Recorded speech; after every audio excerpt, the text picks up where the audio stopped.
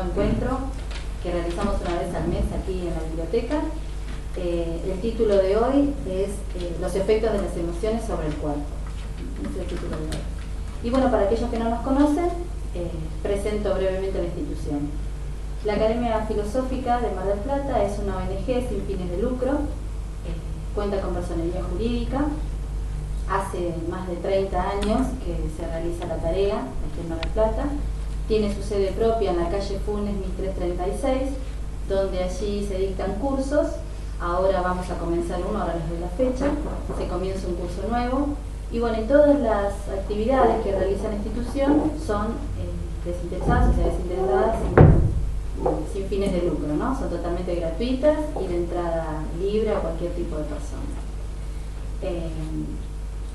La intención de la academia es brindarles herramientas a través de la filosofía universal, siguiendo la línea socrática, Sócrates, Platón y Aristóteles, herramientas para el mejoramiento individual, para el desarrollo de las virtudes y que se puedan llevar al llano, al diario vivir. Esa es la intención que tenemos desde aquí.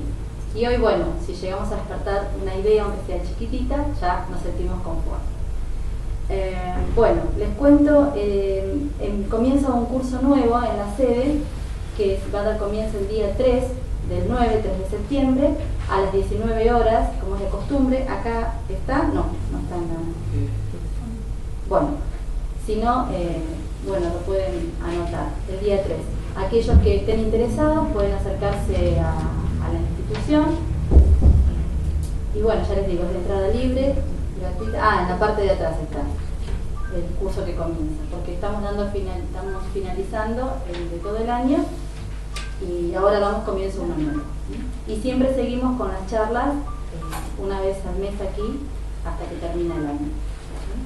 Las actividades en la academia se realizan durante todo el año, tenemos actividad, así que cualquier consulta que necesiten pueden acercarse a esta institución. Quienes hoy estamos disertando, el profesor Eduardo Velilla, la licenciada Evangelina Monelo y quien les habla, Raquel Obermeister. Bueno, damos comienzo.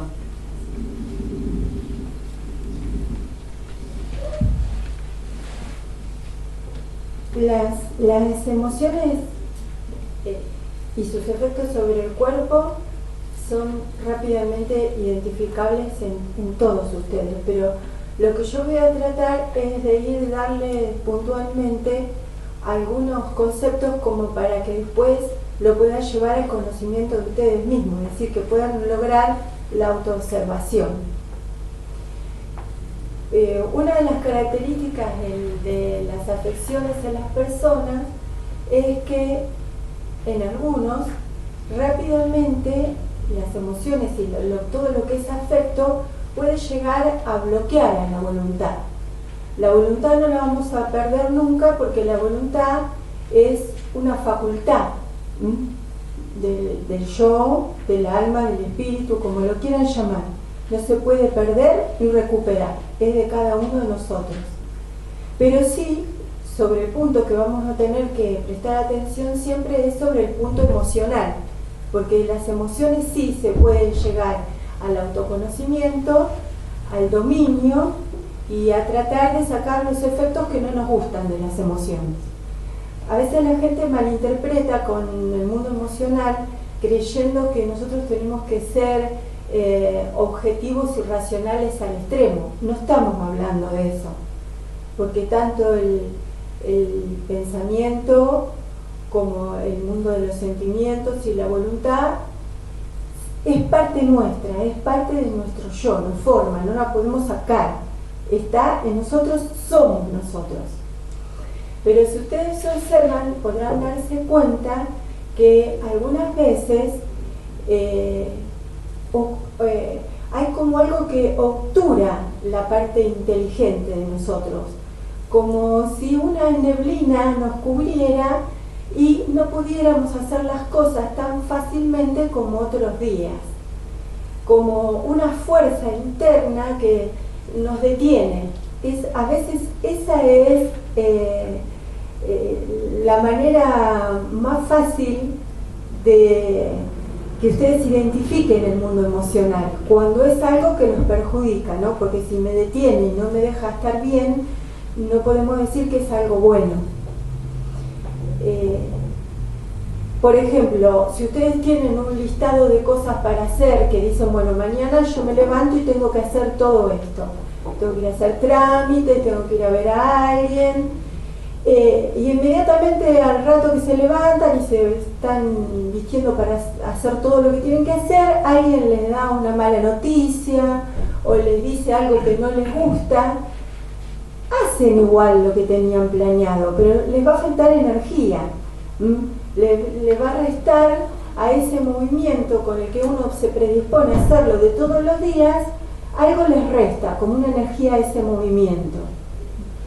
Entonces podemos decir que el plano de las emociones siempre tiene que estar analizado con anterioridad sobre nosotros mismos, porque tal vez hay que salir en forma obligada a hacer todo lo que hay que hacer, pero hay que prestar el doble de atención, porque puede ser que estén en la calle y no recuerden a dónde se dirigen, que no saben a último momento dónde dejaron las llaves, que se olvidaron de algo. Eso es porque algo está obturando, frenando la parte inteligente, ¿no?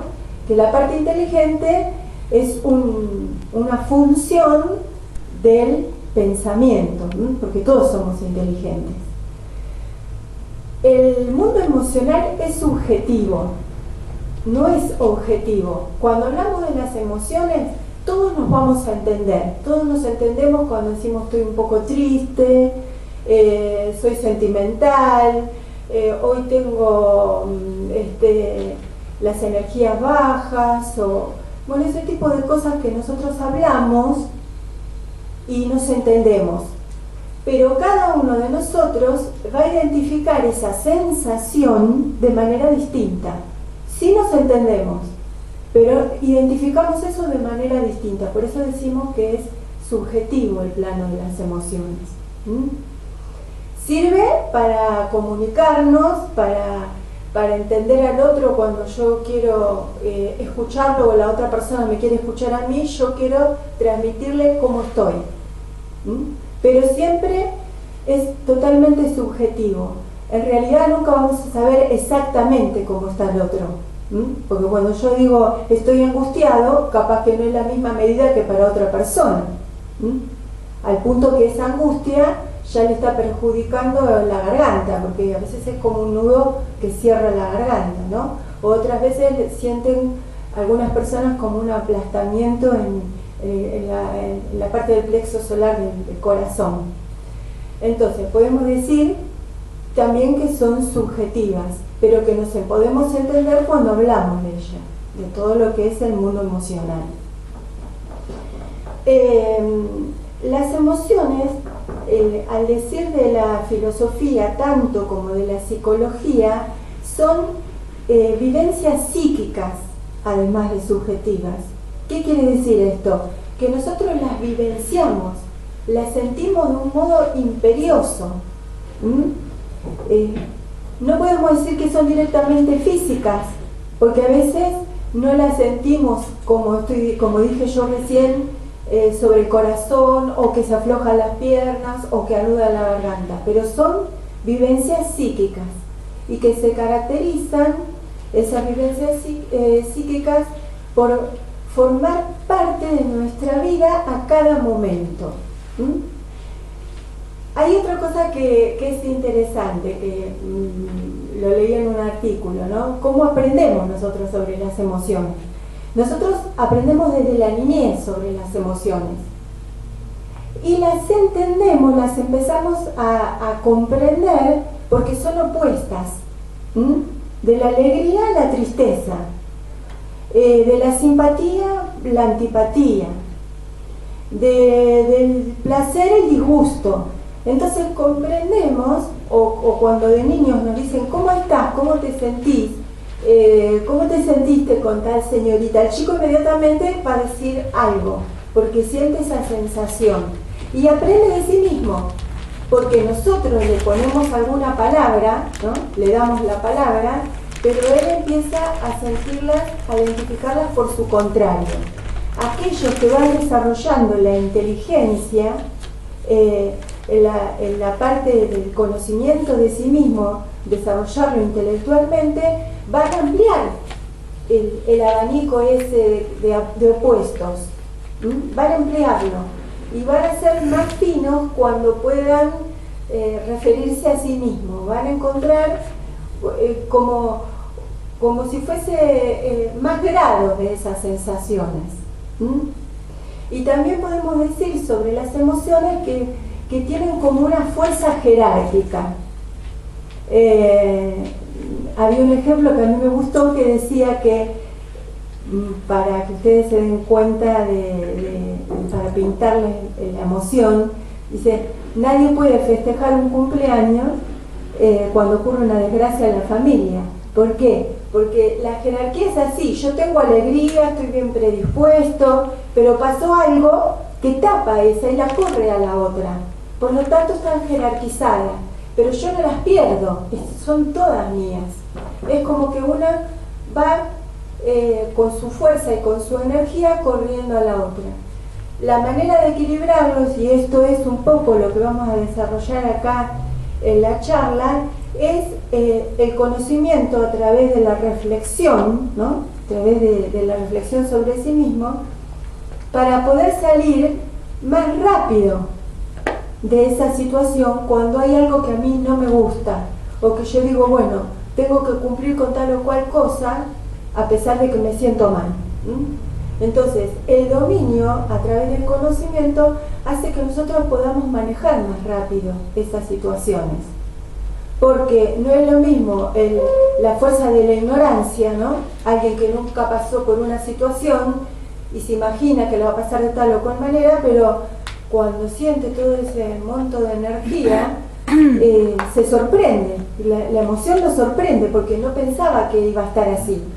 Entonces, ¿qué podemos decir de esa persona que podemos ser cada uno de nosotros? Que ignorábamos algo acerca de nosotros mismos, no sabíamos que íbamos a reaccionar de esa manera. Entonces, ese es el conocimiento básico intelectual sobre las emociones. Desde el punto de vista de la filosofía, nos brinda un panorama más amplio para el conocimiento, ¿no? No sé si vos querés, Eduardo, ampliar la idea de las facultades. Ahora yo voy a tratar de explicarles o desarrollar la idea de dónde está ubicado, porque sabemos dónde lo sentimos, pero hay veces que no se puede ubicar. ¿Vieron cuando dice yo siento así tristeza? ¿En qué lugar la ubicamos? Corporalmente. Hay veces que no, hay un malestar, pero no tiene una ubicación orgánica, ¿no? Y bueno, yo les voy a hacer un poquito de referencia a lo que decía Aristóteles, que él, en la cual nosotros también estamos inmersos como seres humanos, que hay una relación entre materia y forma, ¿no? Que decía que materia es todo el sustrato o el elemento donde se produce el cambio, y la forma es la esencia, lo que hace que esa cosa sea eso y no otra cosa. Nosotros tenemos nuestra propia esencia, materia y forma, y todo en la naturaleza tiene materia y forma. Por ejemplo, es un carbón, nosotros distinguimos, es un cuerpo, pero sabemos que es un carbón porque esencialmente nos damos cuenta por las características que tiene, que es un carbón y no otra cosa. Entonces, por un lado está la materia, y la forma es lo que dice que esa materia es eso y no otra cosa. Por ahí ese mismo carbón, con algunos elementos que intervienen en la naturaleza, como la fuerza, la energía, la temperatura, por ahí se convierte en un diamante. Y después nosotros lo reconocemos como diamante. ¿Por qué? Porque a través de unos elementos que se dispusieron en la materia, ese cuerpo pasó a tener otra esencia, aún con los mismos elementos materiales. Entonces, Siempre en la naturaleza, según Aristóteles, y lo que se entiende, ¿no? que a partir de ahí empezó todo el estudio de la física, es que siempre está la materia y la forma. La materia es el elemento y la forma es lo que hace esencialmente que esa cosa sea eso, y no. Bueno,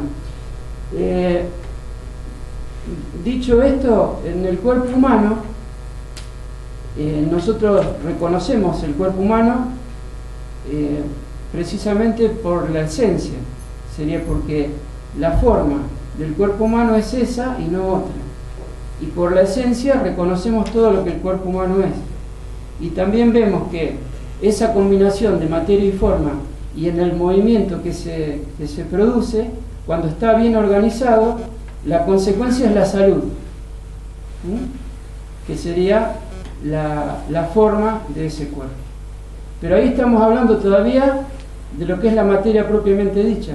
El cuerpo tiene sus facultades, porque cuando hablamos del cuerpo humano vemos que tiene facultades, tiene las sensaciones, la vista, el tacto, toda esa organización que está trabajando, pero son facultades netamente físicas que tienen que proveen digamos, las consecuencias o los fenómenos que se determinan a través de la naturaleza material. Pero hay otras facultades que no intervienen en lo que es la vista, que es a lo que se refería Aristóteles cuando habla del ser humano. Cuando hablamos del cuerpo humano estamos hablando de lo que más o menos les dije recién. Pero cuando hablamos de ser humano, ahí intervienen otras facultades que no tienen que ver con las facultades materiales.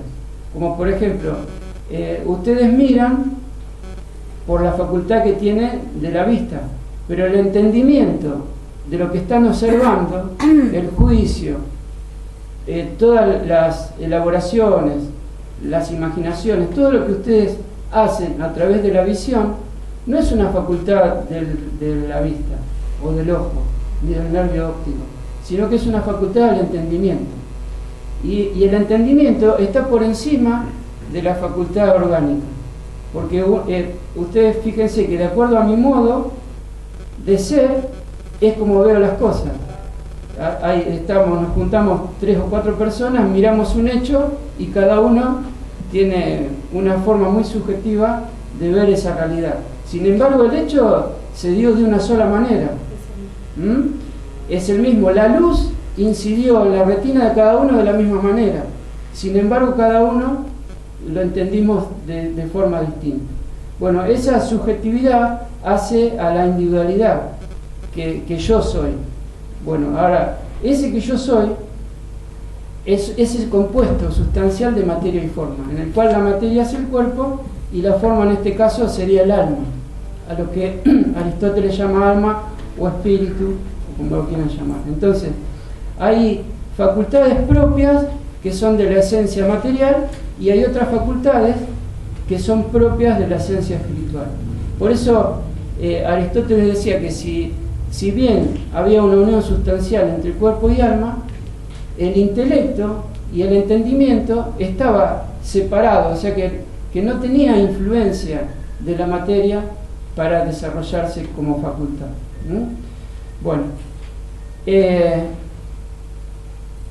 en nosotros, si nosotros observamos, como hablaba recién Evangelina, vamos a ver, según lo que dijo, emoción es la parte sensible, es lo que nosotros sentimos, y después lo que razonamos conforme a eso que siento es el entendimiento o la razón.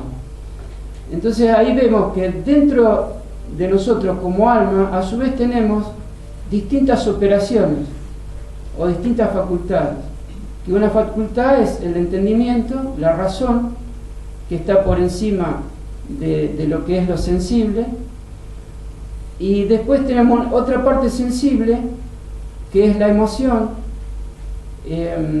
lo que se llama también sentimiento. Pero hay veces que se confunde el sentimiento con la emoción, o se habla de emoción pensando que es sentimiento, se los da como sinónimo. Sin embargo, la emoción es una operación del sentimiento, de la misma manera que el pensamiento o la razón es una operación del entendimiento. Porque pensamiento es pensar siempre, pero de acuerdo a lo que yo estoy haciendo, yo puedo imaginar, puedo reflexionar, puedo fantasear también, puedo delirar con el pensamiento.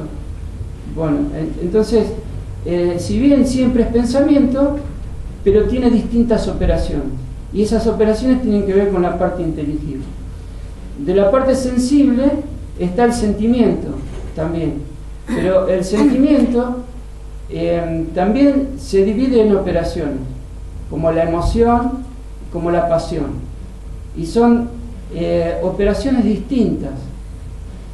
Y también dentro de lo sensible está todo lo que es el placer, porque yo hay veces que me emociono con las cosas que me gustan o a las cosas que me interesan, y por ahí no hay nada físico que a mí me esté relacionándome con ese gusto, con ese placer, porque el solo hecho de pensar a mí me puede llegar a dar placer, y sin embargo no estoy en contacto con ese gusto o con ese bien deleitable, ese bien que está fuera de mí, ¿no?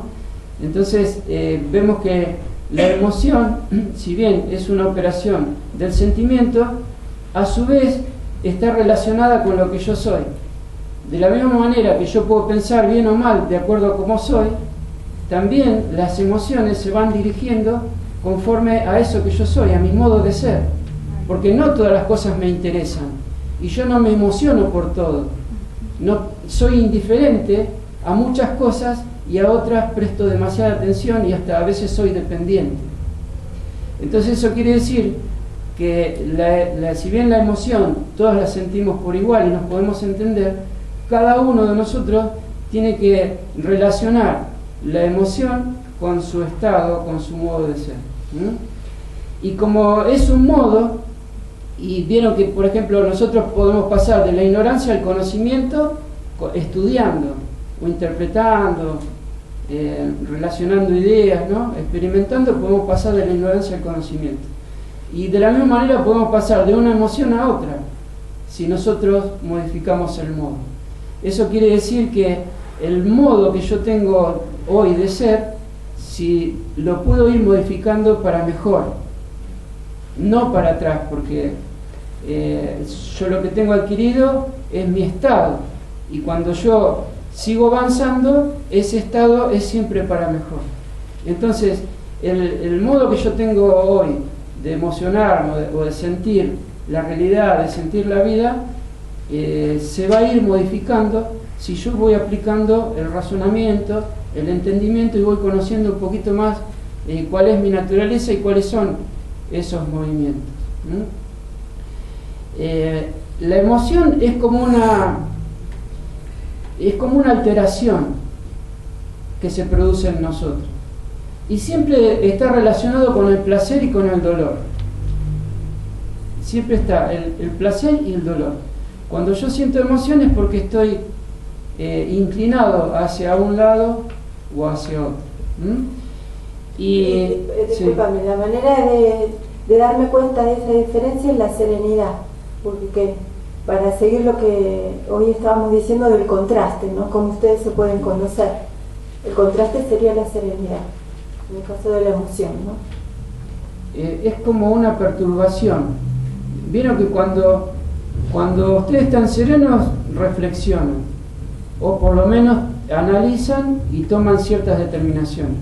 Pero cuando lo tienen que hacer, lo embarga como una especie de emoción. Y esa emoción es lo que perturba lo que antes habían razonado. Entonces hay veces que no es que lo que yo razono esté mal, sino que es la emoción lo que me perturba y que no me deja actuar como corresponde. Y hay veces que nosotros tomamos la emoción como causa, y la emoción es un modo manifestativo de mi estado. Me dice si estoy alterado, si no estoy alterado, las cosas que me gustan, las que no me gustan. pero nada más, es una sensación, pero esa sensación hay veces puede ser miedo, ¿no? Que es una emoción. El miedo es una emoción, y esa emoción a veces perturba lo que yo tengo que hacer, pero si yo aplico el razonamiento, hay veces que yo tengo miedo a tomar responsabilidades que son deberes que yo tengo que cumplir, y que no lo veo como necesidad de hacerlo, sino que veo como algo muy grande que yo no estoy dispuesto a hacer. Entonces hay veces que yo digo no, esto me hace mal, entonces lo trato de evitar, como si eso que me hiciera mal sea malo en realidad.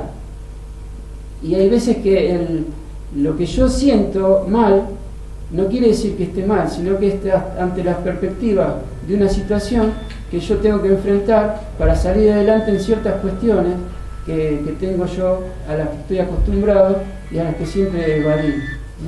Pues una manera muy práctica de eso y que cada uno lo puede ver es cuando cuando los alumnos preparan un examen, que el intelecto está preparado, trabajaron y todo, y sin embargo los bloquea el temor, y en ese momento no pueden decir todo lo que saben.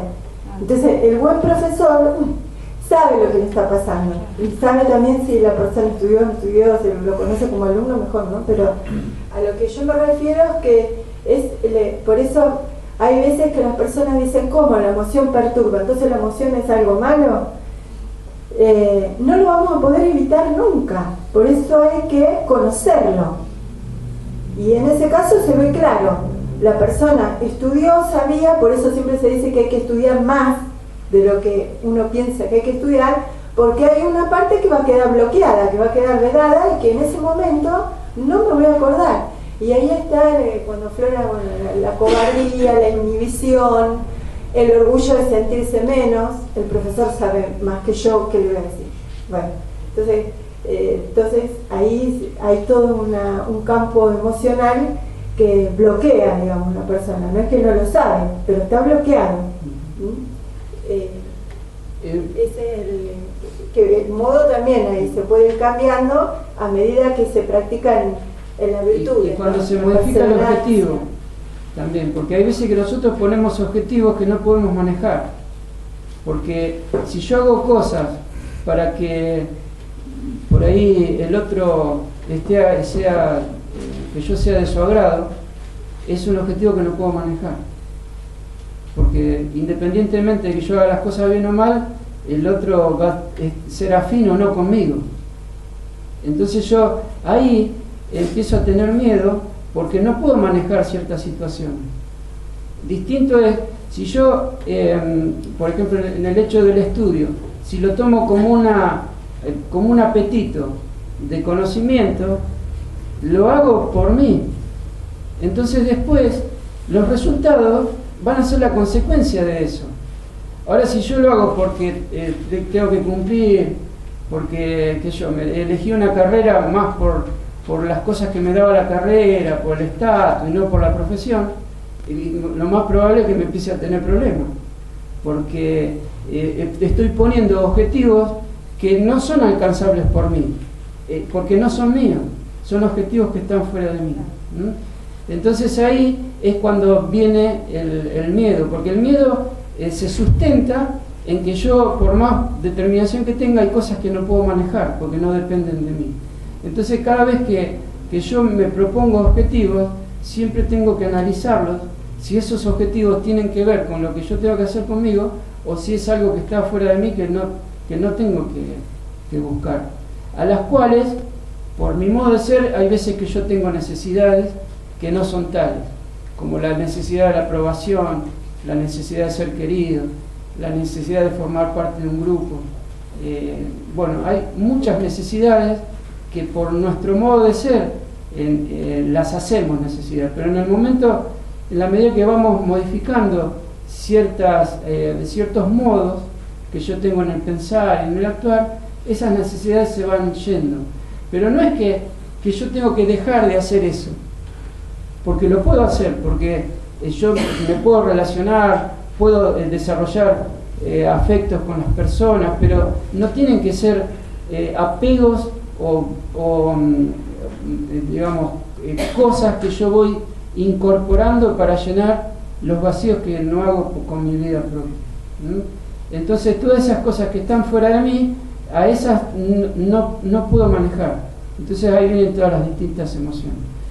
Por ejemplo, la esperanza es una emoción, la fe es una emoción, el odio, el amor son emociones. Y fíjense, si son emociones, porque nosotros podemos, hacia un mismo objeto, podemos tener en un tiempo amor y en el otro tiempo podemos tener odio. ¿Y cómo puede ser? Si es el mismo objeto y yo soy el mismo. Y tenemos las dos cosas contrarias hacia el mismo objeto. Bueno, quiere decir que hay objetivos que nosotros perseguimos por nuestro interés. Y cuando eso no se plasma en la realidad que está fuera de mí, entonces caigo en la emoción contraria. Pero lo que no se modificó siempre fue el motivo por el cual yo me moví a conseguirlo. Y hay veces que el solo hecho de pensar en tener que hacerlo ya me altera, y no hice nada, y ya me altera. Entonces, digamos acá el hábito que yo tengo que tener es como dirigir otra vez la atención a mí mismo, ¿sí? Y ver que las cosas que me emocionan son las que me alteran, y me alteran porque algo me interesa, y yo tengo que ver ese interés, y si ese interés es lícito o no. Entonces, una vez que yo reflexiono sobre eso, si es lícito, no voy a tener inconveniente, porque hay veces que yo tengo emociones que es el temor, pero lo que percibo está bien. Entonces tengo que insistir, aún a pesar mío, porque el entendimiento me dice que eso es bueno para mí.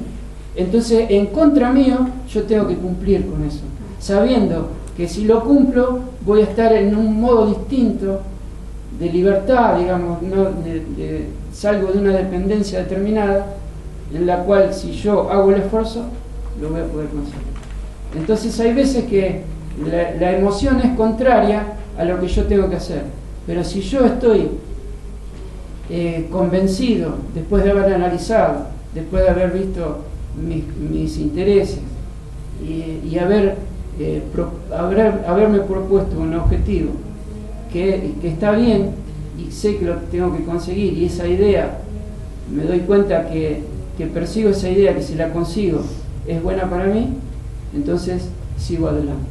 Y en los primeros pasos es cuando se va allanando el camino, porque la emoción no se modifica resistiendo. Ahí se produce la enfermedad. No se modifica resistiendo. La emoción se modifica obrando.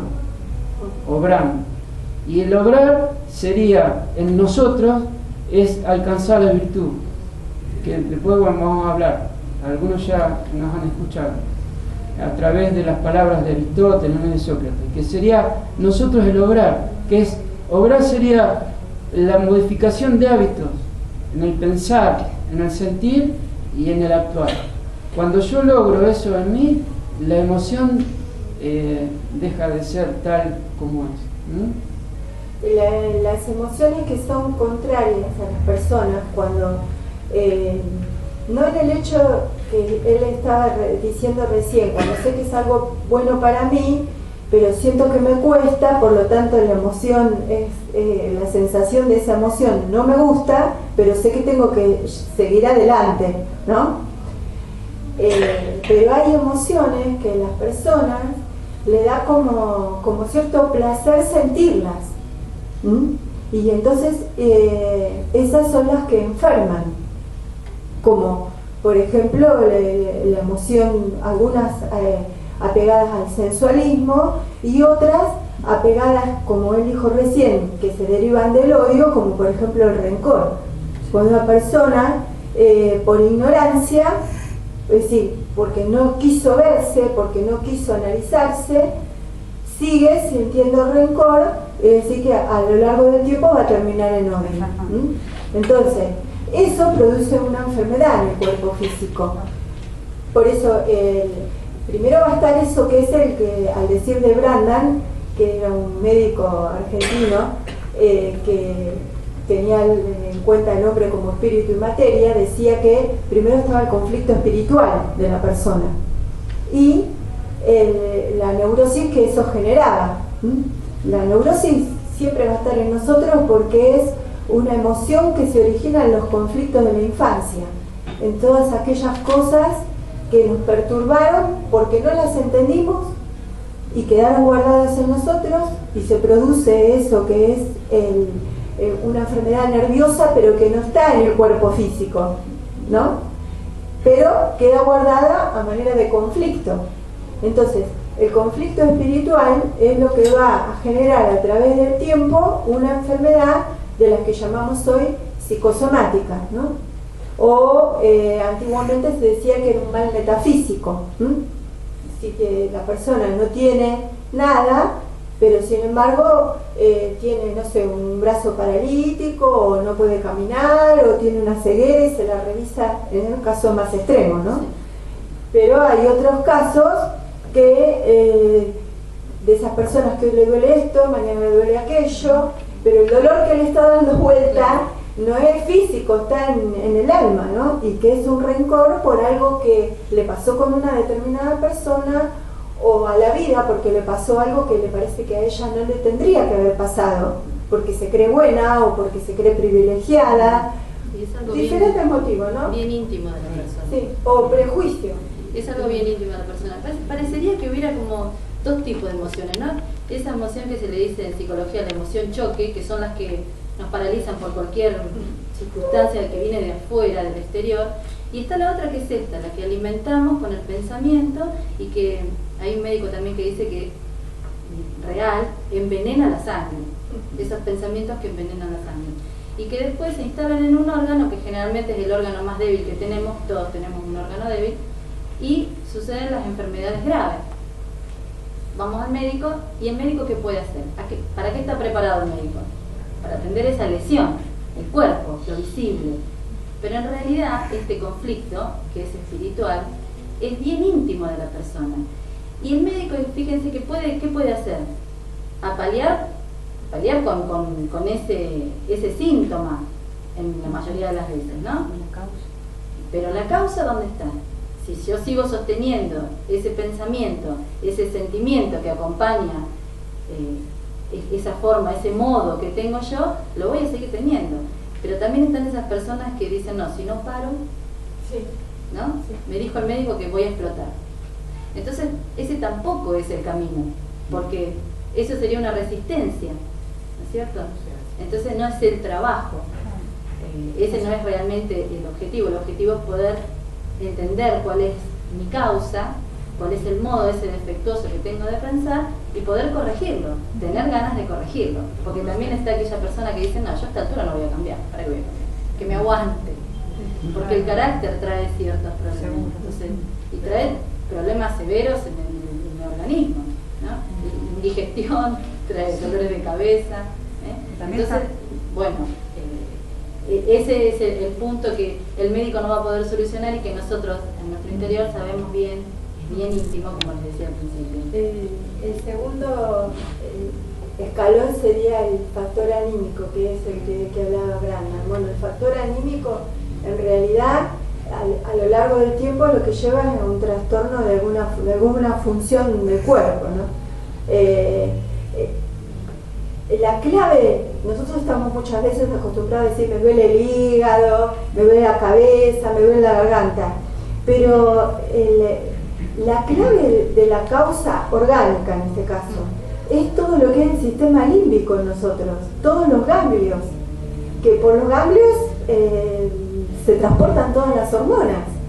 Entonces, fíjense que los médicos homeopáticos siempre dicen, cuando dan algún medicamento, que hay que tomarlo en ayunas y antes tomar 1 o 2 vasos de agua, ¿no? ¿Para qué? Para empezar a poner a funcionar ese sistema límbico. Los órganos por los que recorre ese sistema límbico son los ganglios, por eso cuando se inflama un ganglio es señal de infección, ¿no? Todo dirigido por un comando central que es la hipófisis y el hipotálamo, que están en la cabeza, ¿no? Con una sillita, están ahí ubicados y que recorren todo el organismo. Entonces, nuestra acción en el pensamiento y en el sentimiento a veces es tan fuerte, porque esas emociones a veces son tan violentas, por buenas o por malas, ¿no? Porque a veces una alegría en exceso en el momento que ni la esperábamos también nos puede causar un problema, una subida de presión que después nos causa un trastorno por el resto de la vida. Entonces, ese sistema límbico al que no tenemos mucho en cuenta es por donde corren nuestras enfermedades que se depositan después en algún órgano. Entonces, el conocimiento de cómo soy yo, de qué emociones, cuando por ejemplo tengo un momento de calma o de serenidad, ponerme a escribir en una hoja, bueno, qué emociones a mí me caracterizan. No son las de todos nosotros las mismas, ¿no? Por aquí algunos tienden más a la melancolía y bueno, dirá, bueno, me caracterizo por estar más triste que alegre, bueno, eso hace que arrastre los pies, que me pese el cuerpo, que me pesen las piernas, bueno, todas esas sensaciones que da, porque la tristeza da sensaciones físicas, ¿no? Y la melancolía es una tendencia del alma, que la tenemos desde chiquitos, ¿no? Una tendencia. Y a veces alimentado por ideas preconcebidas, familiares o de la sociedad en la que vivimos. Por eso, nunca podemos dejar de lado ni lo genético ni la cultura en la que nacemos, ¿no? No lo podemos dejar de lado. Pero el centro del autoanálisis tiene que ser cómo nosotros llevamos adelante todo eso en nuestro mundo emocional. Porque cuando llegamos a la lesión orgánica, bueno, hay que atender la lesión orgánica. Y el médico no debería dar la enfermedad, debería perder a la persona que está enferma y tratar de ver por qué llegó a esa situación. Claro, verlo como un todo, pero ya sabemos todos los que estamos acá que no hay tiempo para eso. No hay tiempo, nos atienden como números. Y para eso no hay tiempo. Por eso la responsabilidad es nuestra, de saber cómo caemos en una situación. Para eso no hay que esperar el momento en que yo caí, sino que hay que ver qué fuerzas hay dentro de nosotros. Para sorpresa mía, cuando yo era estudiante, siempre me enojaba, sobre todo con un profesor, porque le decía, ¿cómo puede ser que la psicología no reconozca las emociones, ni hable de sentimientos? No, a lo sumo Freud, que habla de catexias y de energías, pero como se tenía que diferenciar de todo lo demás y ser sumamente objetiva y científica, no habla de emociones, ¿no? Pero habla por ahí de energía, ¿no? De una energía con la que nosotros investimos a un objeto, a una persona. Por eso se desarrolla toda la idea de duelo, ¿no? Porque dice, en este caso del psicoanálisis, que yo invisto con una emoción a una persona. Al decir de la filosofía, para nosotros, eso con lo que yo invisto es el apego. Y el apego me lleva a las dependencias. ¿Entienden cómo tenemos que hacer el autoanálisis? Bueno, ustedes cuando lleguen a su casa se tienen que poner a hacer un registro. Desde chica, yo, ¿a qué personas me apegué? ¿Por qué me apegué a esas personas? Generalmente nos apegamos a aquellas personas que nos parecen que nos van a complementar, que nos van a dar algo para contenernos, ¿no? O que nos van a dar aquello para lo que nosotros no nos creemos o no nos sentimos suficientes. Por eso el niño siempre recurre a la madre para que lo consuele. Las enfermedades, o porque se peleó con un amiguito, o porque se siente solo. Por eso es necesidad de apego, necesidad de contención. Se supone que cuando vamos creciendo y cuando vamos haciendo adultos, tenemos que aprender a desapegarnos de las personas. Pero aquel que se pone a hacer eso se da cuenta de lo difícil que es, que no pasa en un día, ni en dos, ni en tres, que se hace ejercicio. ejercicio de desapego, ejercicio de desapego, ejercicio de desapego. ¿De qué manera? Yo el otro día estaba conversando con una señora que me decía, una alumna de la academia, que me decía que tenía a su mamá en un geriátrico, muy enferma, bueno, y ella no vive en la ciudad, vive cerca. Entonces me decía, me sentí mal porque esta semana no pude ir todos los días. Y yo, vos tenés que hacer un ejercicio de desapego, porque vos no es que la vas a abandonar a tu mamá, no tenés la intención de abandonarte, pero ella siente que se siente bien cuando te ve y vos te crees que estás bien cuando la ves. Son creencias, no es la realidad. Porque la realidad sería que ella se entretuviera con las cosas de su edad, en el lugar que está, que ella tuviera su propia vida y que si un día no puede ir no se sintiera mal, ¿no? Bueno, esos son ejercicios de desapego. Lentos. ¿Cómo lo podemos hacer? Con el razonamiento, con esto que yo estoy diciendo. Yo no soy siamesa del otro. Y que no significa abandonarla a la otra persona. No significa abandonarla o vivir en... se puede caer en el individualismo, no es eso. Se puede querer distinto, más sano, más limpio, y ver a la otra persona como realmente es. Más libre. Un efecto del apego es la culpa. Y la culpa es un sentimiento, una emoción. Y la culpa no sirve, porque la culpa es lo que estanca y lo que desvía. Y nosotros nos creemos que cuando nos creemos culpables, automáticamente corregimos el rumbo, pero corregimos el rumbo ¿para qué corregimos el rumbo? Para estar conforme a lo que yo soy. Y si lo que yo soy está desarrollado el apego y no el sentimiento, entonces corrijo el rumbo para seguir igual. Entonces, bueno, el sentimiento no está solo tampoco, está con el pensamiento y con la voluntad. Y cada acto que nosotros hacemos en la vida, viviendo, están los tres. No están separados. Y los tres siempre están dirigidos en un sentido. El conflicto de nosotros no es en lo que nosotros somos, porque estamos armonizados. Somos así y queremos seguir igual. Entonces hay cierta armonía. El problema nuestro es que estamos desordenados con nuestra naturaleza, que es distinta. Porque nuestra naturaleza, por nuestra naturaleza tenemos facultades determinadas y tenemos un fin para ir desarrollándonos, que es la virtud.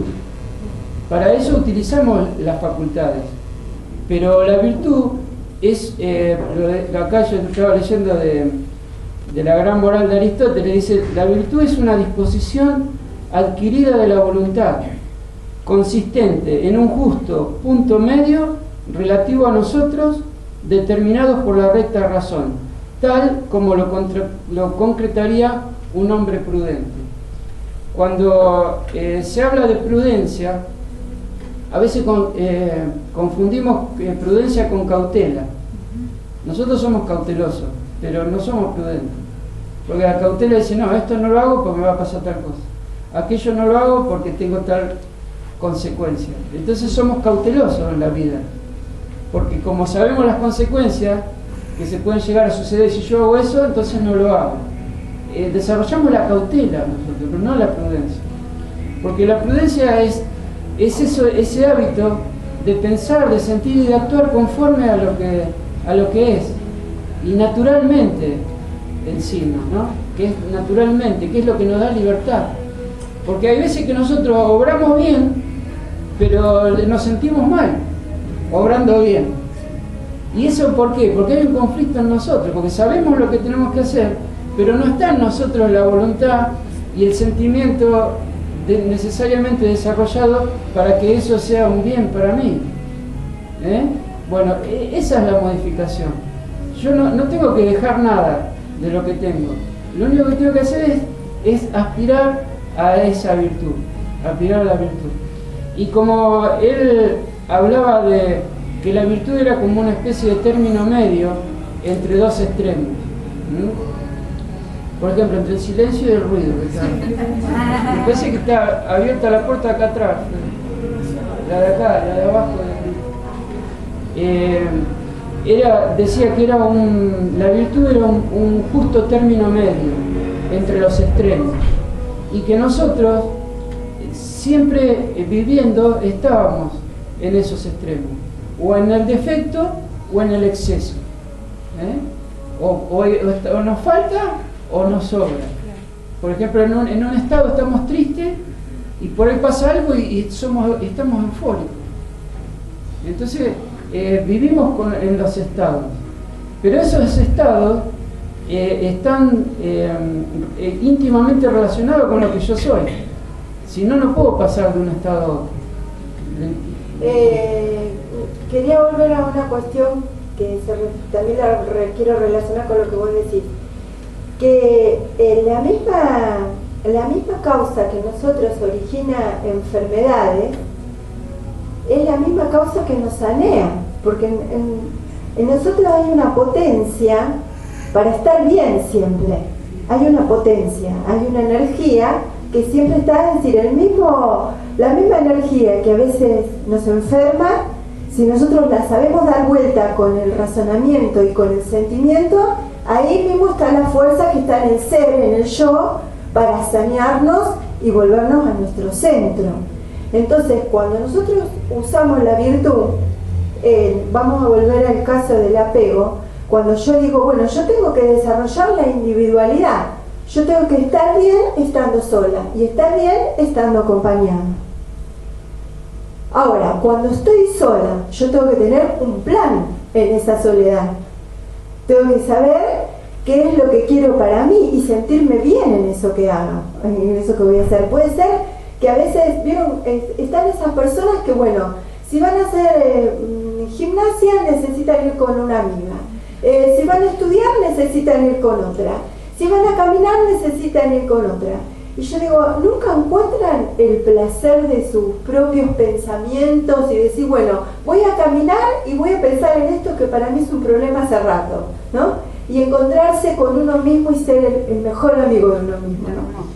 Entonces eso que sería una virtud, la de la búsqueda de la verdad en nosotros mismos, ¿no? ¿Qué me pasa? Sería la búsqueda de la verdad. ¿Qué me pasa? ¿Por qué yo tengo que estar mal? ¿Con uno, con otro? ¿Por qué siempre necesito compañía? Ese sería uno de los objetivos que las personas deberían ponerse, y ahí hay una virtud que, como yo decía, es esto, la búsqueda de la verdad, no de la justicia, porque nosotros es muy difícil ser justos. Nosotros siempre buscamos la justicia, por eso tenemos tantos conflictos familiares, porque me parece que nosotros tenemos la razón y que los demás están equivocados. Entonces llega a cierta edad que todos estamos solos y dando vueltas porque estamos peleados con la otra mitad, porque siempre buscamos la justicia, ¿no? Y nos parece que la justicia la podemos administrar nosotros, siendo que la justicia está muy por sobre nosotros, muy por sobre el ser humano, ¿no?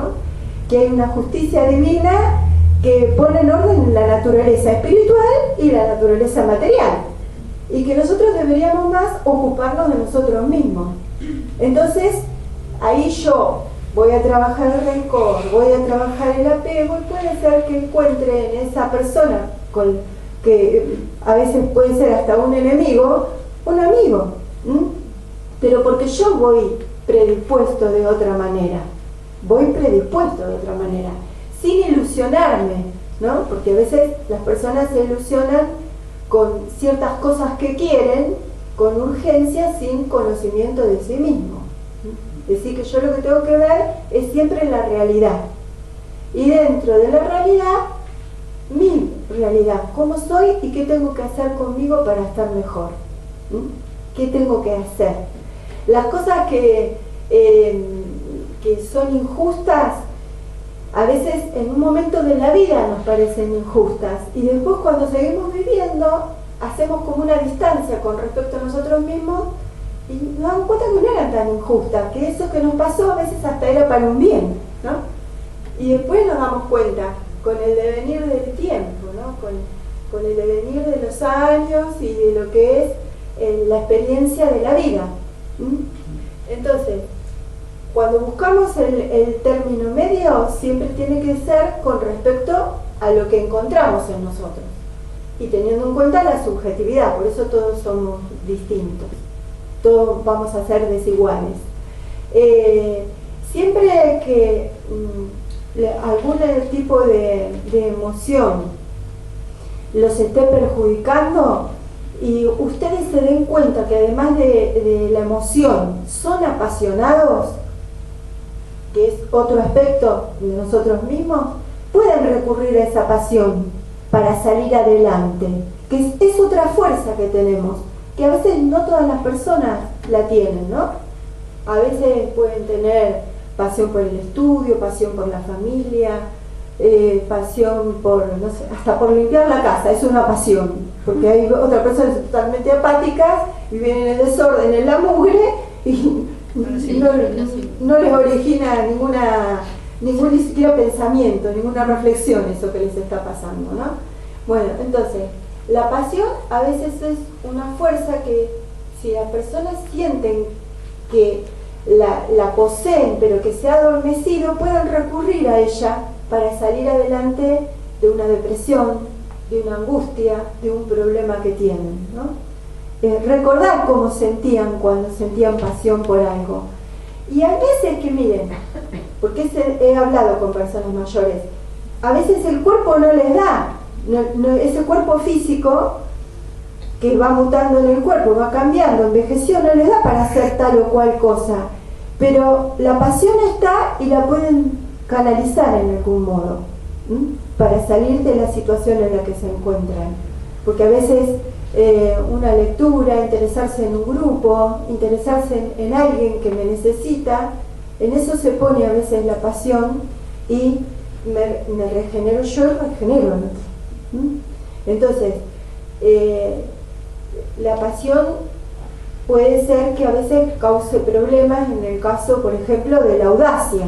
La persona que es audaz y que, bueno, no sé, fue 2 veces a patinar y en la tercera ya quiere competir, eso es audaz, y el otro que es demasiado tímido y que hace 3 años que está practicando y que no se anima. Esos son los 2 extremos. Bueno, ustedes búsquense en qué extremo están o cómo fui yo, porque ahora puede ser que esté en otro momento físico, porque mi físico me designa, pero el yo es superior a lo físico. El yo es superior, no es inferior. El cuerpo siempre es lo subordinado. Siempre el cuerpo se subordina al alma. Siempre el cuerpo se subordina al yo. Yo puedo estar con mi cuerpo enfermo, pero pensando, reflexionando qué es lo que debo hacer para mejorarme y poner la energía en eso, porque sé que está subordinado a mí mismo. Y si en todo caso hasta fracaso porque no puedo salir de esa enfermedad, mi ánimo va a estar más fuerte. Y el ánimo es necesario hasta para morir, porque es así, hasta para eso, para saber cuándo uno se tiene que aflojar y dejarse llevar, o cuándo uno se tiene que quedar y luchar. Son 2 instancias distintas de la persona, porque siempre nosotros, bueno, en la academia tenemos esa idea, que el hombre es espíritu y materia, es eterno, no lo limita el cuerpo. El cuerpo es un problema que hay que saber resolver a cada momento, es un problema, porque es así, como a veces yo hablando con las alumnas en el curso, en las aulas le digo, la mujer, si bien el hombre tiene problemas, la mujer tiene más problemas con su cuerpo físico y en cada edad va a tener un problema distinto, porque es más débil, tiene órganos más delicados y tiene un problema hormonal con el que nace y con el que se va a morir. Entonces, bueno, si decidimos tener el cuerpo, bueno, hay que hacer frente con ese cuerpo, que ya les digo, a cada etapa presenta un problema. Nosotros, cuando se habla del cuerpo, a veces confundimos el estado que tenemos con lo que somos, y son dos cosas distintas, porque así como hablamos que tenemos de un estado pasamos al otro, pero siempre el que pasa de un estado al otro soy yo. Entonces quiere decir que mi realidad es distinta de esos estados. Mi realidad yo la tengo que ir viendo fijándome lo que a mí me interesa, porque yo no hago nada que no me interese. Cada vez que yo me muevo para conseguir algo es porque me parece que eso lo tengo que conseguir, porque me parece que es bueno para mí. Entonces cada movimiento que yo hago no es un movimiento al azar, es un movimiento responsable y consensuado. Entonces cuando, como eso obedece a un interés, cuando en la realidad no se plasma el motivo por el cual yo me moví a conseguirlo, ahí es donde viene el estado después. Si contraría lo que yo quiero, ahí caigo en un estado. Si eso que yo quiero lo consigo, caigo en otro estado. Entonces, eso son todas cuestiones exteriores. Yo tengo que fijarme siempre lo que a mí me interesa, lo que yo quiero para mí. Dentro de esos intereses están los apegos, mi modo de ser, mi modo de dirigirme, porque por ejemplo la ira es una emoción, pero la ira no es buena o mala, la ira es una emoción, lo mismo que las otras emociones. Entonces yo tengo que ver para qué la utilizo la ira. Más cercana a la pasión. Claro, sí, bueno, la ira es un movimiento para buscar justicia en nosotros, mismo para nosotros, porque hay veces cuando nosotros entramos en conflicto con nosotros, es por un movimiento de la ira, para buscar justicia en nosotros, porque hay un conflicto que yo tengo que resolver. No tengo los elementos porque todavía no paré a ver cómo hacerlo, pero también la ira es contra mí mismo, que ahí es donde se produce el conflicto, que después ya lo que habló Evangelina, que después pasa como en esa unión sustancial que tengo con el cuerpo, automáticamente la emoción pasa al cuerpo físico. Pero hay que hacer el esfuerzo de abstraerse de todo eso y fijarme qué es lo que yo quiero para mí, cuáles son mis intenciones, qué es lo que pretendo, y si eso que pretendo coincide con lo que corresponde o no, porque si no es más lo que tengo que alejarme de eso que tratar de conseguirlo. Y hay otro elemento que yo no tengo en cuenta tampoco, que es el tiempo, porque cuando Evangelina habla de que en un momento determinado pretendemos algo, después lo sufrimos, nos damos cuenta y corregimos, está bien, pero lo podríamos haber hecho sin pasar todo eso. Lo podríamos haber hecho solamente parando y razonando. Claro. Sin embargo, tuvimos que insistir, tuvimos que tener las consecuencias, peleamos para ver si esas consecuencias se revertían, y como no se revirtieron, digo, bueno, ahora vamos a ver qué pasa, ¿no? Entonces ese tiempo es tiempo que vivimos, pero no es un tiempo fructífero. Está bien, después adquiero experiencia, pero la misma experiencia la puedo adquirir tratando de ir caminando como corresponde. Bueno, esos son los distintos enfoques que se tienen que hacer a través de la filosofía. ¿Tenemos lo de Sí, más o menos, sí, ¿no? más o menos. Bueno. Le podemos dar, bueno, le damos lugar a ustedes a ver si se les despertó alguna idea, si tienen alguna inquietud, alguna pregunta, y bueno, así lo hacemos más interactivo y resolvemos alguna cuestión o una idea que se les haya presentado. Lo que decía del desapego, ¿por qué uno no se corre el desapego? ¿Está cómodo? En cierta, nosotros estamos acostumbrados a hacer de una manera, y esa costumbre es comodidad. ¿Vieron? Cuando nosotros tenemos que aprender algo, tenemos que prestar atención, adquirir ciertas cualidades, ¿no? Tenemos que esforzarnos para conocerlo. En las artes, por ejemplo, en hacer algo. Pero una vez que lo hago, ya está. Entonces ya por ahí lo hago, durante 20 años hago lo mismo. Y capaz que lo hago escuchando la radio, hablando con el otro, porque no tengo que prestar más atención, porque ya lo adquirí. Pero si eso que yo adquirí me quedé ahí, pasa a ser una costumbre. Entonces ya después, lo mismo para lo que es como persona, en las ideas que yo sostengo, es como una costumbre. Y el sentimiento y el apego es una costumbre arraigada en mí, que por no seguir avanzando, queda ahí. Claro. Por ejemplo, nosotros nos damos cuenta de que estamos acostumbrados porque, supónganse, vieron que cada uno de nosotros sabemos más o menos cómo somos nosotros, cómo son los demás. Está el chinchudo, está el que dice, no, o sea, vas a ver que todo se va a pasar, ¿no? Cada uno tiene su propio acostumbramiento. Y no importa la situación, él siempre actúa de la misma manera. Entonces el chinchudo, no importa que sea grave o livianita la ofensa, él siempre se calienta. Bueno, entonces ese es el problema nuestro, que estamos acostumbrados a hacer de esa manera.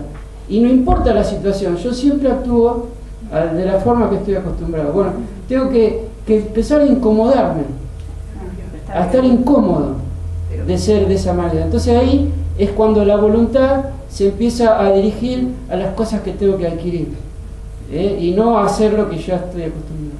Pero no, porque se hace como un modo de funcionar. ¿Sí? Y uno repite la situación, Claro, ¿no? sí. Entonces sería apelar a la voluntad y al razonamiento. Y hacer como un plan, porque si yo me veo que siempre reacciono de la misma manera, Yo la veo, Claro, la a ver qué situación y pasa. veo en qué caigo. claro, y ver yo tengo que pensar cómo voy a reaccionar en otra manera, cómo voy a hacerlo. Después no me va a salir el 100% de lo que pensé, pero voy a darme cuenta que en algo mejoré. Cuando yo planeo cómo salir de la situación, cómo me gustaría ser diferente, ¿no? Ser verdaderamente yo, y no víctima de ese modo de funcionar a la Claro, realidad. sí, Voluntad. que las sí, personas repiten y repiten, pero la repetición es por falta de análisis, es decir, bien, analizarme bien, a ver qué me mueve a mí a hacer de esta manera, a ver qué hay adentro mío, qué idea tengo de mí que siendo así las cosas están bien. Ese sería el asunto, ¿no? Entonces después planear cómo ser de diferente modo, ¿no? Movernos al cambio, Fíjense que somos tan limitados, tan estúpidos, porque todo cambia, cada rato, nada sigue todo igual, y nosotros que hacemos una fuerza terrible para que todo siga de la misma manera. Eso es autosugestión. Sí, es como un orgullo, ¿no? Que, Vamos sí, con la señora que la ¿Querés una pregunta? Primero que el apego también tiene que ver con la manipulación cuando hace una persona hacia otra. Entonces se hace el apego porque la manipuló toda la vida. Entonces cuando uno quiere hacer lo que realmente tengo ganas de hacer, siento culpa porque siempre hice lo mismo que quería el otro. Entonces, Sí, siempre hay una relación. Claro. La relación siempre es cuando son dos personas, es de los dos. Y hay veces que hay que ver quién es la víctima y quién es el victimario. En realidad nosotros tenemos que analizar las relaciones, porque la mayoría de las relaciones que nosotros tenemos es por apego. Entonces hay veces que hay parejas que están unidas porque se complementan y no porque sean individuales y aportan a esa unión. ¿Cómo puede ser? Supónganse, vieron que se unen dos personas durante una X cantidad de tiempo y una fallece y la otra persona queda como una mitad. Una media naranja. Pero si antes de conocerlo era uno, ¿por qué después se produce algo que le falta? Porque eso quiere decir que los elementos que le faltaban cuando conoció a la persona lo siguió sosteniendo en la relación, y que después que la relación terminó siguió con los mismos elementos faltantes en ella misma. ¿Se entiende?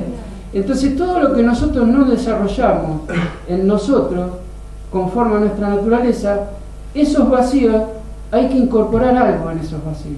Y hago una pregunta. Claro, entonces el complemento que es lo que está fuera de nosotros. Como usted Y dijo bien, eso es de lo que se desarrolla el apego. El rencor sangra por dentro. Claro. ¿Cómo se hace para no...?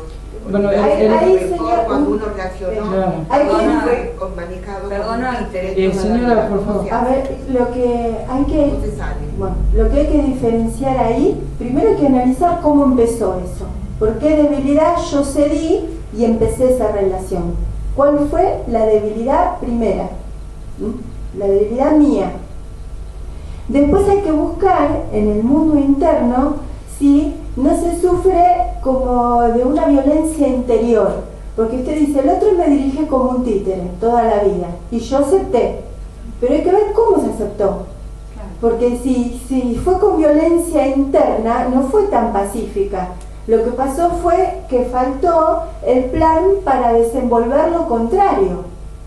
¿Cómo? Entonces, en desenvolver lo contrario, hay que dejar las propias tendencias de uno. Las propias tendencias a la comodidad.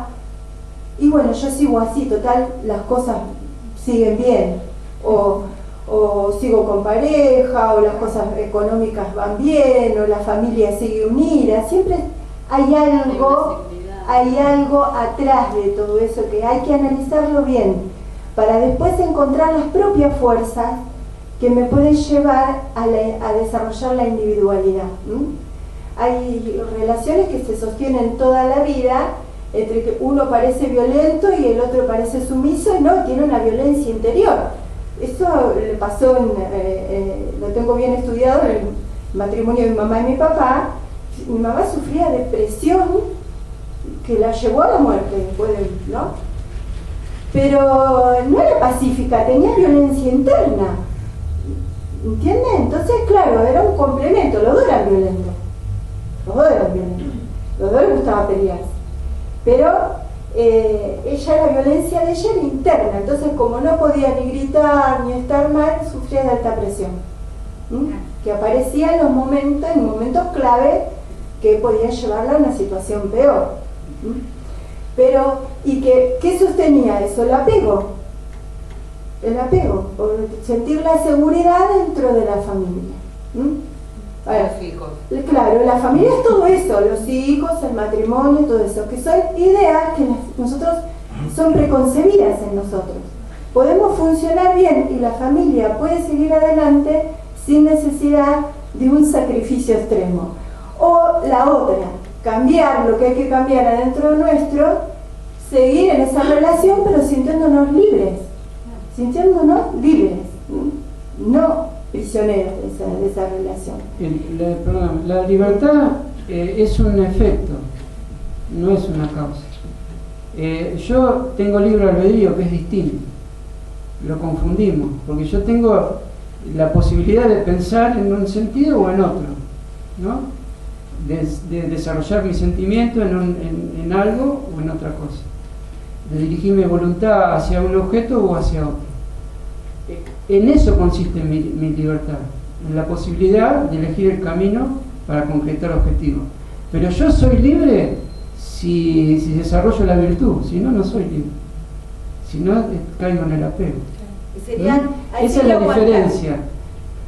Aguantar sería eso. Claro, yo sostengo, como pongo mis objetivos fuera de mí, sostengo mis objetivos en lo que está afuera. Entonces lucho por las ideas, porque nosotros cuando hablamos de intención en cada acto, esa intención obedece a una idea. Como se habla de la familia, de la pareja, de los hijos, si ustedes revisen, y cada uno tiene una idea de lo que debe ser la familia, lo que deben ser los hijos, y se enojan porque la realidad no concuerda con esa idea, y luchan para que insisten en que el resto se ordene con lo que ustedes creen que tiene que ser. Pero nunca pararon por ahí sí, no los quiero subestimar, no se para en reflexionar si eso que yo pretendo, ¿de dónde nace? Si nace de mi pretensión, de mi apego, de mi modo de ser, mis falencias, de mi falta de determinaciones de desarrollo en algún sentido que me hacen ubicar mis propios objetivos en cosas que están fuera de mí, en personas, en cosas, ¿no? En manipularla, porque el apego en realidad es el egoísmo. Es una palabra fea, pero el apego es egoísmo, que se manifiesta en el interés personal, de actuar conforme a lo que a mí me parece que tiene que ser, ¿no? Y no despersonalizarse, o sea, de renunciar a sí mismo, pero no renunciar a lo que yo soy, sino renunciar a esos aspectos negativos que contrarían mi propio bien, mi propia libertad. Entonces yo, siendo libre, por propia determinación me hago esclavo de mí mismo. Y me parece, encima, que soy esclavo de los demás. Encima, ¿no? Bueno, ese es el punto. Hablando un poquito de rencor, el rencor se puede dividir en partes, porque el rencor empieza con un hecho determinado, pero ese hecho empieza y termina. Todo lo demás que yo guardo no es del hecho, eso es mío. Entonces cuando ustedes revisen el rencor, no revisen el hecho, revisen el rencor, que el rencor es de ustedes, no del hecho. Y ahí van a encontrar la causa por la cual desarrollaron ese sentimiento que no tiene nada que ver con la situación, ni con la persona que lo produjo. Porque ustedes, al desarrollar un rencor, quieren decir que antes del rencor hubo una alteración del ánimo, y esa alteración del ánimo obedeció a un modo de ser, y ese modo de ser está equivocado. Si no, no hubieran caído en rencor y no hubieran sufrido las consecuencias. Y cuando se caen en rencor, uno es responsable de los actos, es responsable del pensamiento, responsable de las actitudes, responsable de las determinaciones y de los deseos de venganza y de las venganzas que se cometen en pos de la justicia, porque nosotros creemos que haciendo algo en contra, por lo menos un poco de justicia hay, ¿no? Y siempre tenemos un modo de ver la justicia siempre en relación, de la misma manera que nos vemos en relación con los demás. Bueno, más o menos eso quería darle el concepto de rencor. Sí. A mí me parece que el rencor también tiene que ver con el tema del perdón, ¿no? De perdonarse uno a sí mismo, perdonar al otro. El perdón, bueno, el perdón el perdón no exime de la culpa, ni de la responsabilidad de la reparación. No exime a nadie. Nosotros, ¿qué hacemos?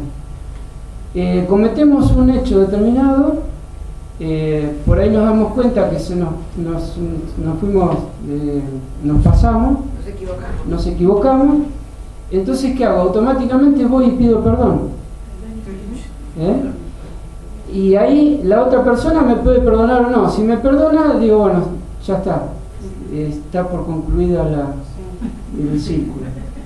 Y si no me perdona, bueno, puedo tener distintas actitudes. Digo, al final yo le vengo a pedir perdón, después me dice que todo el esfuerzo que hice no me entendió, fíjate, encima me echa en cara todo lo que... bueno, entonces el perdón es algo que no sirve para nosotros. El perdón sirve para la indulgencia que yo tengo que tener para mirar a los demás. Ahí empieza para mí. Cuando las ofensas, yo me fijo a ver cuál es la incidencia que tiene en mí esa ofensa y por qué la veo como ofensa. Porque hay veces que a mí me parece que me faltan el respeto por la altura y la posición que yo me pongo. Como decir, ¿cómo me puede decir esto a mí? Claro. Entonces ahí me ofendo. Y me ofendo porque por la posición que me puse, que está equivocada, porque yo me creo más del que soy, por orgullo, por soberbia, por amor propio. Entonces después desarrollo el rencor, siendo que si me viera tal como soy, puedo comprender la acción del otro y por qué lo hizo. Y hay muchas veces que el otro no reacciona sobre mí porque yo no tengo una acción despectiva o contraria contra él. Entonces no tiene nada que reclamarme. Y si hay veces que me reclama y yo estoy consciente de quién soy, voy a escuchar el reclamo, pero no voy a escuchar si me lo dijo enojado, si me lo dijo porque es un celoso, si me lo dijo porque tiene tal problema. Eso no me importa, yo me voy a fijar si lo que dijo está bien o está mal. Entonces lo voy a poder ayudar porque no estoy perturbado con la emoción de la ofensa. Claro. Ese es el problema, Perdón. que hay que ejercitar. Sí, perdón, corriendo el sentimiento o la emoción del rencor, cuando se reiteran ofensas, etcétera, o malos entendidos, hay una situación que es la pérdida de confianza, que no llega a ser rencor, pero que hay una distancia que se impone porque se reiteran, Sí. y no es porque alguien esté en una postura ni otra. El tema de la pérdida de la confianza, ¿no? En vez del rencor, no hablemos del rencor, sino la pérdida de confianza. ¿Cómo ocurriría eso ahí? Claro, pasa que nosotros cuando elegimos a una persona lo elegimos también desde nuestro interés. Y vemos solamente aquellos aspectos que nos interesan de la persona. Los otros aspectos no lo vemos. Entonces después en la intimidad conocemos los otros aspectos. Me sorprende y cuando se idealizan, Claro. por ejemplo, relaciones Claro, filiales, claro. se idealizan Sí. y se pierde la confianza, Claro. no hay rencor. Claro, nosotros nos golpea la realidad, siempre nos golpea. Entonces yo tengo que ver cómo ajusto lo que yo pienso, siento y quiero a esa realidad que me golpeó. Porque la realidad a nosotros nos mata a golpes.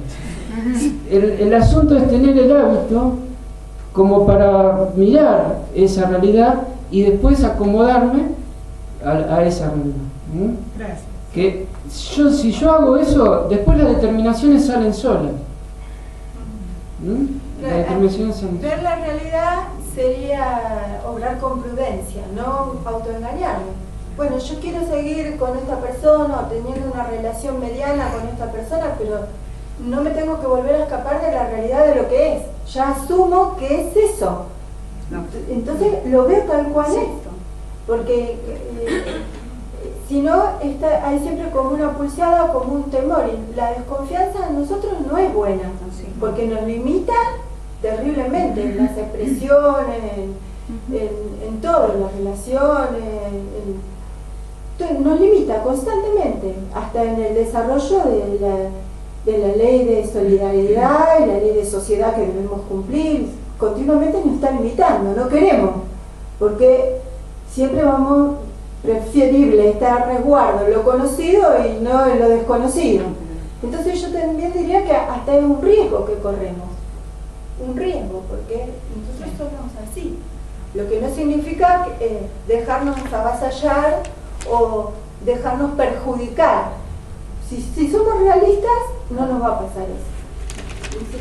Bueno, estamos en horario, les agradecemos la presencia y recuerden, la próxima charla es el 21 de septiembre y el título es La filosofía brinda la mejor terapia.